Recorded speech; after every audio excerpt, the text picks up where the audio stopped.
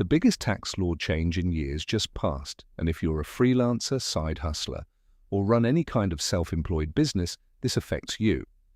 It's called the One Big Beautiful Bill Act, and buried in this massive piece of legislation are some significant changes to how the IRS tracks income from payment apps, gig platforms, and online sales. I'm going to break down what this act actually is, what changed, why the 1099K threshold just got a lot higher, and most importantly, what you need to do differently when you file your taxes this year. Let's dive in. So first, what is the One Big Beautiful Bill Act? This is a comprehensive legislative package passed in early 2026 that includes tax provisions, spending measures, and various policy changes. It's a big sprawling bill, but for our purposes, we're focusing on the sections that impact self-employed individuals and small businesses. The most talked about change for freelancers is the revision to the 1099K reporting threshold, but there are also some other provisions affecting independent contractors, deduction rules, and IRS enforcement that you need to know about. Now, before we get into the details, let me give you some context on why this matters. Over the past few years, there's been a lot of confusion and back and forth about when payment platforms like PayPal, Venmo, Cash App, Stripe, and others are required to send you and the IRS a Form 1099K reporting your income.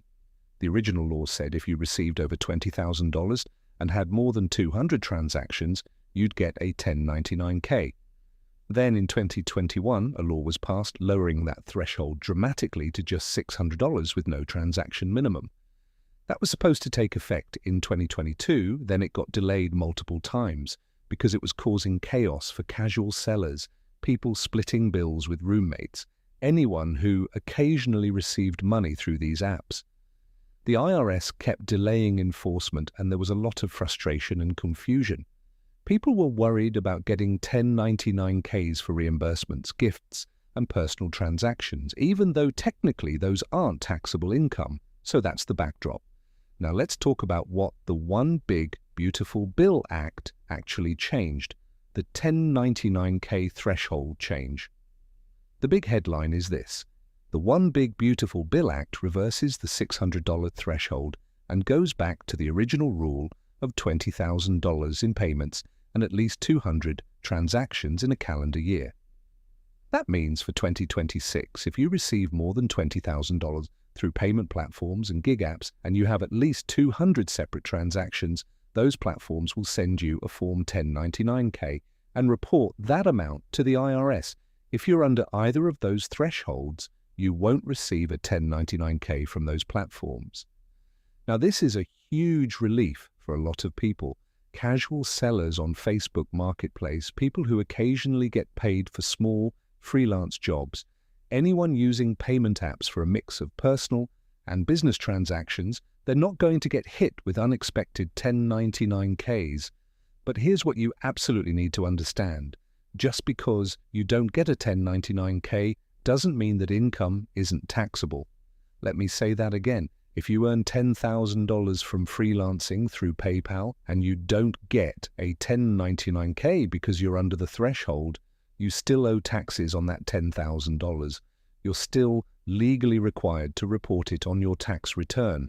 The 1099K is an informational form. It's the platform telling the IRS, hey, we paid this person this amount of money.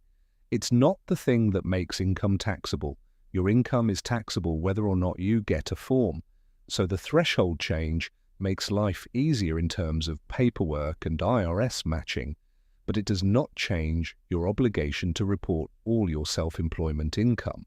Why this matters for your taxes? Let's talk about the practical implications. If you're a full-time freelancer or business owner who processes a lot of payments through these platforms, you're probably going to hit the $20,000 and $200 transaction thresholds. You'll get a 1099K, and you need to make sure the amount on that form matches what you're reporting on your Schedule C or business tax return. Sometimes the 1099K amount is higher than your actual business income because it includes refunds, fees, or personal transactions that got mixed in. You'll need to account for those discrepancies and keep documentation. If you're under the threshold, you might not get a 1099K, but you still need to track your income carefully. Use your invoices, bank statements, and payment app records to calculate your total income for the year. You'll report it the same way as if you had received a 1099K. One thing that trips people up: if you use a platform like Etsy or Upwork, you might also get a 1099 NISI if you're classified as an independent contractor, separate from the 1099K from the payment processor. Make sure you're not double counting income. The key takeaway is that this threshold change simplifies reporting for casual sellers and low-volume freelancers, but it doesn't change the fundamental tax rules. All self-employment income is taxable and must be reported. Other provisions affecting the self-employed. The One Big Beautiful Bill Act includes a few other changes worth noting. First, there's clarification around the Qualified Business Income Deduction, or QBI deduction, which allows certain self-employed individuals and small business owners to deduct up to 20% of their qualified business income. The Act clarifies that specified service trades or businesses like consultants, coaches, and certain professionals are still subject to the income phase-out limits, which for 2026 start at $173,300 for single filers and $394,600 for joint filers. If you're in one of these service businesses and your income is above those thresholds, your QBI deduction gets reduced or eliminated. This isn't a new rule, but the Act codifies and clarifies it after some confusion in recent years. Second, there are new provisions around worker classification. The Act includes safe harbor rules that make it clearer when someone is an independent contractor versus an employee. This is mostly relevant if you're hiring contractors for your own business, but it also provides some protections for freelancers to ensure they're correctly classified.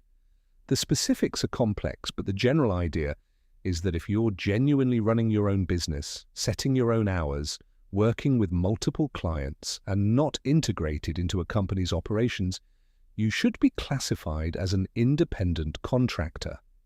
The Act aims to reduce misclassification, which is good for everyone.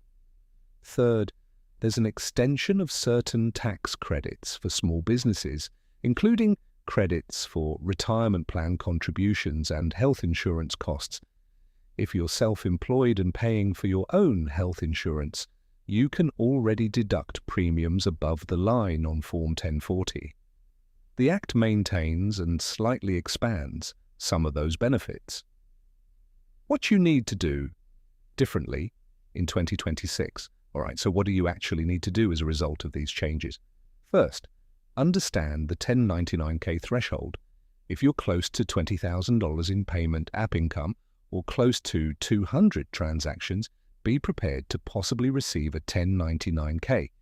If you do, make sure to reconcile it with your records. Second, track all your income, regardless of whether you get a 1099K, 1099 NEC, or no form at all.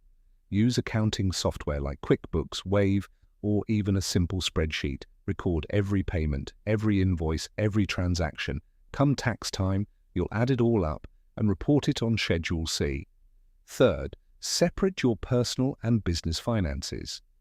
This has always been best practice, but with payment apps being used for both personal and business transactions, it's more important than ever. If possible, have a separate PayPal or Venmo account for business, or better yet, use a business bank account and business-specific payment processor.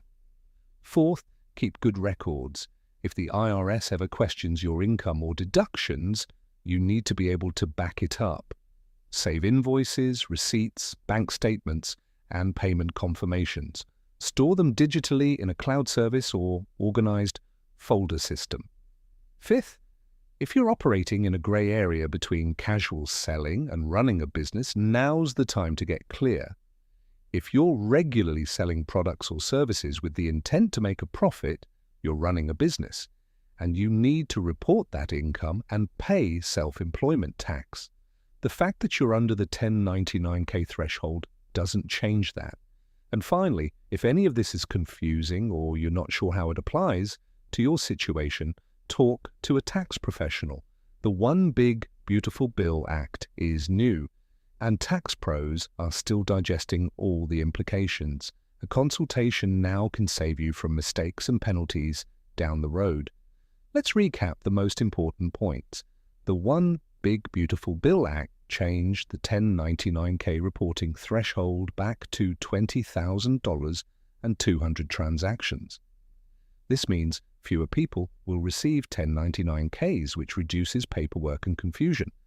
But it does not change the fact that all self-employment income is taxable and must be reported. Whether or not you get a 1099K, you need to track your income carefully, keep good records, and report everything accurately on your tax return. The IRS is still going to enforce tax compliance, and just because they're not getting a 1099K doesn't mean they don't know about your income. They have other data sources and they do audits. The other provisions in the Act around QBI deduction, worker classification, and small business credits are also important, but they're more nuanced and depend on your specific situation. Here's what I recommend. First, review your income for 2026 so far. Are you on track to hit the $20,000 and $200 transaction thresholds? If so, expect a 1099K and start reconciling your records now. Second, make sure you're set up to track income properly. Get accounting software, separate your business finances, and save all documentation. Third, educate yourself on the other tax rules that apply to self-employed people. Quarterly estimated taxes, self-employment tax, deductions, all of that still applies regardless of the 1099K changes. And fourth, subscribe to this channel so you don't miss updates. Tax law changes all the time, and I'm here to break it down in plain English so you can stay compliant and keep more of what you earn. If you have questions about the One Big Beautiful Bill Act or how these changes affect your specific situation, drop a comment. I read them all, and I'll do my best to point you in the right direction. Thanks for watching Tax Strategy Lab, and I'll see you in the next video.